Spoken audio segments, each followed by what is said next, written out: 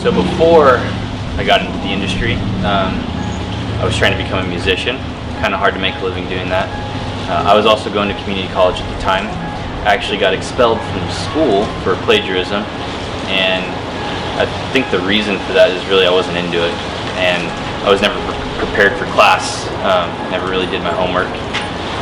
I had gone on tour for a bit, came home, and my dad said, you need to figure something out. You're going to go to school or get a job. So that evening I was hanging out with some friends, and a buddy of mine, his girlfriend and mom, they owned a salon in my hometown.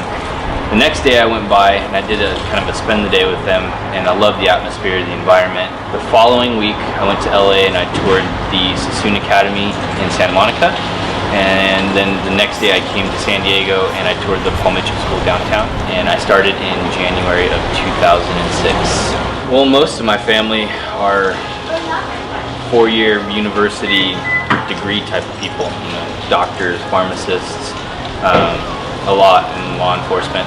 I'm kind of the black sheep, so there was that. I just kind of felt out of place a little bit. I wanted to do what everyone else was doing, and I think at the same time I was kind of scared to leave my family.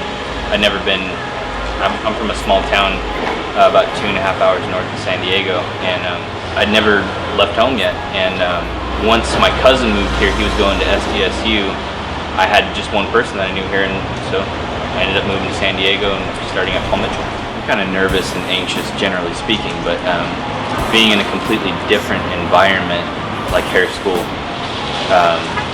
you know, I was out of my element. I saw guys walking around wearing makeup, long hair, tattoos, piercings. That's not the type of environment that I came from, and but it was refreshing though. As soon as I toured the Paul Mitchell School, I remember seeing a person there that I knew was a hairdresser and I was excited about. He was an educator there. I was really into a hardcore band called 18 Visions, and I knew that him and another guy in that band were cosmetologists, and it was really cool to see him as an educator there and have him be a part of my experience. I have no regrets, definitely not. There's so many avenues that you can take in this career, you know, behind the chair, education, platform, movie sets. There's so many things that you can do. I've been able to see and experience most of those things. I always wanted to be in education. Once I started in school, I wanted to get my experience behind the chair, but ultimately I wanted to end up in education somewhere. I worked for Bellus for 10 years, and I started entry level. You know, I was a PM educator, and I was working only 25 hours a week.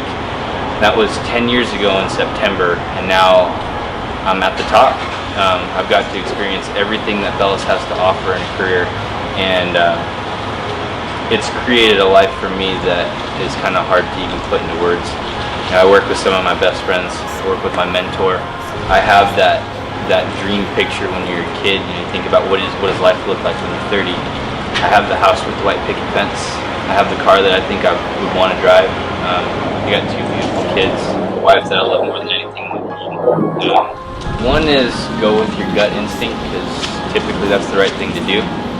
When you're looking at schools or looking to get into the industry, do your research. You can't just go off of what you see online. You need to get into the schools, see what they really have to offer, experience it for yourself.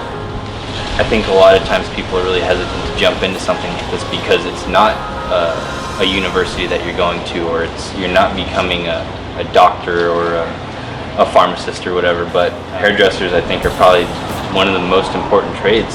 Is it a sustainable career?